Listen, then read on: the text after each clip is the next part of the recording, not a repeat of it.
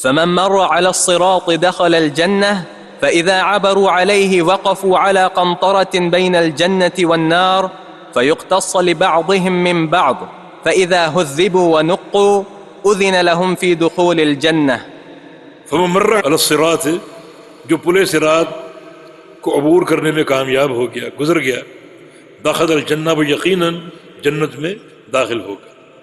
فَإِذَا عَبَرُوا عَلَيْهِ، جب پل صراط کو عبور کر رہے ہوں گے تو ایک مرحلہ بھی باقی اور بچا ہے حساب و کتاب۔ یہ پل صراط کو عبور کرنے والے جنتی ہیں، لیکن کچھ لوگ ہیں جو پل پر چل رہے ہوں گے، ان کو قنطرہ پر روکا جائے گا۔ قنطرہ ایک جگہ ہے جو پل صراط کے آخر میں واقع ہے، قنطرہ۔ فرمایا کہ وقفوا علی قنطرہ، وہ قنطرہ پر کھڑے ہو جائیں گے، بین الجنت والنار، اور یہ قنطرہ جنت اور جہنم کے درمیان ہے۔ اس پل کے آخر میں، آخری کونے میں یہ قنطرہ موجود ہوگا، وہاں ان کو روک لیا جائے گا، اور وہاں تصفیہ ہوگا مظالم کا۔ یختص لبعض من بعض، قصاص اور بدلہ لیا جائے گا بعض کا بعض سے۔ کسی پر ظلم کیا، کسی کو تھپڑ مارا، کسی کو گالی دی، کسی کی غیبت کی، کسی کا مال دبا لیا، کاروباری دھوکہ دیا، یہ سارے دنیا کے حقوق ہیں۔ چنانچہ ایک بندہ اگر اپنے عقیدے اور عمل کی بنا پر اس کو عبور کرتے ہوئے آگے بڑھ رہا ہے، لیکن حقوق کا اگر معاملہ ہوگا تو قنطرہ پر اس کو روک لیا جائے گا۔ اللہ تعالیٰ ظالم اور مظلوم دونوں کو جمع کر دے گا، جس کی غیبت کی اس کو اور جس نے کی اس کو بھی، دونوں کو جمع کر دے گا۔ جس نے تھپڑ مارا اس کو اور جس کو مارا اس کو، دونوں کو جمع کر دے گا۔ قاتل اور مقتول دونوں کو جمع کر دے گا، اور اللہ تعالیٰ قصاص قائم کرے گا، اخروی قصاص، قنطرہ پر روک۔ فَإِذَا هُذِّبُوا وَنُقُّوا، جو پوری طرح پاک صاف ہو جائیں گے، قصاص کے معاملے سے بھی گزر جائیں گے، تو أُذِنَ لَهُم بِدُخُولِ الْجَنَّةِ، تب ان کو جنت میں داخلے کی اجازت ملے گی۔ لیکن قیامت کا پاک صاف ہونا بہت ہی خطرناک ہے۔ صحابہ نے پوچھا تھا نبی علیہ السلام سے، یا رسول اللہ علیہ وسلم، ہم تو خالی ہاتھ جائیں گے، تو کیسے تصفیہ ہوگا؟ اگر دنیا میں کسی کا مال چھینا ہے تو قیامت کے تو مال نہیں ہوگا، تصفیہ کیسے ہوگا؟ فرمایا کہ قیامت کا تصفیہ مال سے نہیں ہوگا، بلکہ بالحسنات والسیئات، نیکیوں اور گناہوں کی تقسیم سے ہوگا۔ اللہ رب العزت ظالم کی نیکیاں مظلوم کو دے گا اور مظلوم کے گناہ ظالم کو دے گا۔ حدیث میں آتا ہے کہ مسکین کسے کہتے ہو؟ صحابہ نے کہ جس کو مال نہ ہو، وہ مسکین نہیں ہے، مسکین وہ ہے جو قیامت کے دن نیکیوں کے ڈھیر لے کر آئے، لیکن اس بیچارے نے کسی کو مارا، کسی کی غیبت کی، کسی کا مال چھینا، کسی کو قتل کیا، اللہ سب کو جمع کر دے گا، اور اللہ رب العزت اس کی ایک ایک نیکیاں ان مظلوموں میں تقسیم کرے گا، بانٹے گا۔ پوچھے گا رضی تم راضی ہو گئے؟ راضی ہوگا تو معاملہ موقوف ہو جائے گا، اور اگر انہوں نے کہا راضی نہیں ہوئے، تکلیف کی چبھن ابھی تک محسوس کر رہے ہیں، تو اللہ ان کے گناہ اسے دے گا۔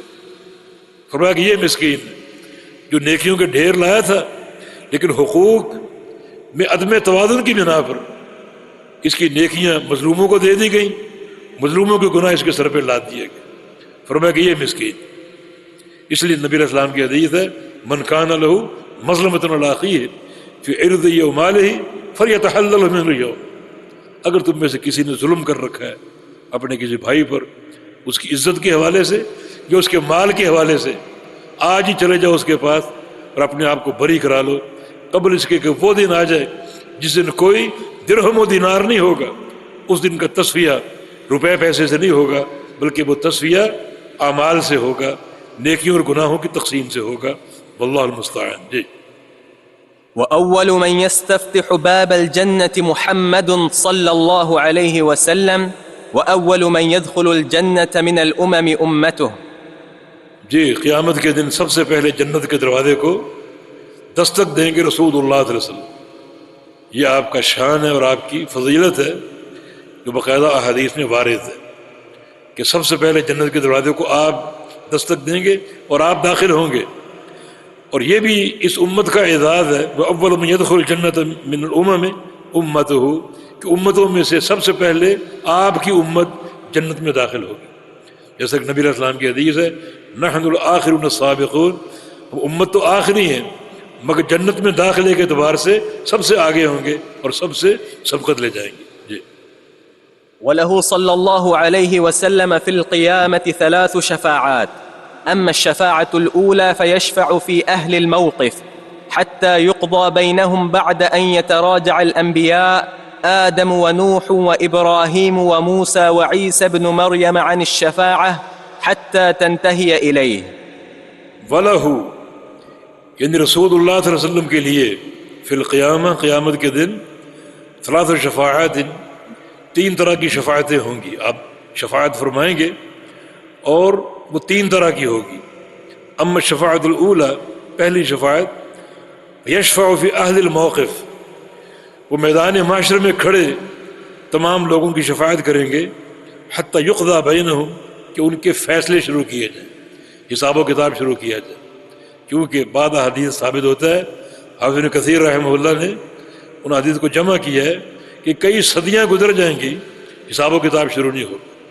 ایک بڑے ابہام کا ایک عالم ہوگا اور میدان معاشرے میں لوگ جمع ہوں گے, سورج 1 میل کے فاصلے پر ہوگا اور صدیاں بیت جائیں گی حساب و کتاب شروع نہیں ہوگا اور خلقت گھوم رہی ہوگی کہ اللہ کی سفارش کی جائے کہ ہمارا حساب و کتاب شروع ہو.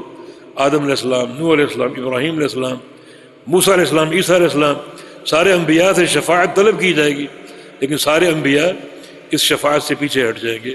یہ ہمارا کام نہیں ہے, یہ ہمارا منصب نہیں ہے. اور بالآخر محمد رسول اللہ علیہ وسلم شفاعت فرمائیں گے. یہ شفاعت حساب و کتاب شروع کرنے کی کہ بندوں کے معاملے کا تصفیہ شروع کیا جائے, حساب و کتاب کا آغاز کیا جائے. یتراجع الانبیاء انبیاء سارے اس سے جو پیچھے ہٹ جائیں گے. آدم علیہ السلام, نوح علیہ السلام, ابراہیم, موسیٰ اور عیسیٰ علیہ السلام تمام اس سے احتراز کریں گے, گریز کریں گے کہ یہ ہمارا مقام نہیں ہے, ہم اس کے اہل نہیں ہیں. حتی تنتہی الیہ حتیٰ کہ شفاعت کا معاملہ اللہ کے پیارے پیغمبر تک پہنچ جائے گا. لوگ آپ کے پاس آئیں گے اور آپ فرمائیں گے کہ ہاں یہ میرا مقام ہے, اللہ نے مجھے عطا فرمایا ہے. تو جب رسول اللہ علیہ وسلم شفاعت فرمائیں, یہ شفاعت کبریٰ ہے. شفاعت عظمیٰ, شفاعت کبریٰ حساب و کتاب شروع کرنے کی شفاعت. اور یہ شفاعت صرف نبی علیہ السلام کا خاصہ, یہ اور کوئی نہیں کرے گا اور کوئی اس کا اہل نہیں ہے. اور بعض مفسرین نے اسی کو مقام محمود کہا ہے.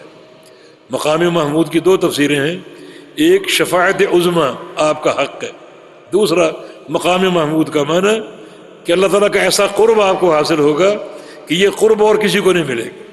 یہ قرب تمام اہل موقف کے لیے رشک کا باعث ہوگا, ایسا قرب اور کسی کو نصیب نہیں ہوگا. یہ شفاعت کی پہلی قسم ہے. دوسری قسم الشفاعت الثانیہ. جی. وأما الشفاعة الثانية فيشفع في أهل الجنة أن يدخلوا الجنة وهاتان الشفاعتان خاصتان له. دوسری شفاعت جو ہے آپ کا شفاعت کرنا اہل جنت کے بارے میں, جن لوگوں کو کامیاب قرار دے دیا جائے گا اور جنتی ہونے کا فیصلہ ہو جائے گا, وہ داخل نہیں ہوں گے, ان کو روک لیا جائے گا. رسول اللہ صلی اللہ علیہ وسلم ان کے جنت کے داخلے کی شفاعت کریں, اللہ تعالیٰ سے عرض کریں گے. اللہ رب العزت نبی علیہ السلام کی شفاعت سے اہل جنت کو جنت کا داخلہ عطا فرمائے گا. وہاتان شفاعتان خاصتان لہ, یہ دونوں شفاعت کی قسمیں اللہ کے رسول کے لیے خاص ہے. اس میں اور کوئی نبی, کوئی صالح, کوئی فرشتہ اس میں شریک نہیں ہوگا. یہ حق اور یہ خاصہ رسول اللہ صلی اللہ علیہ وسلم کا ہے.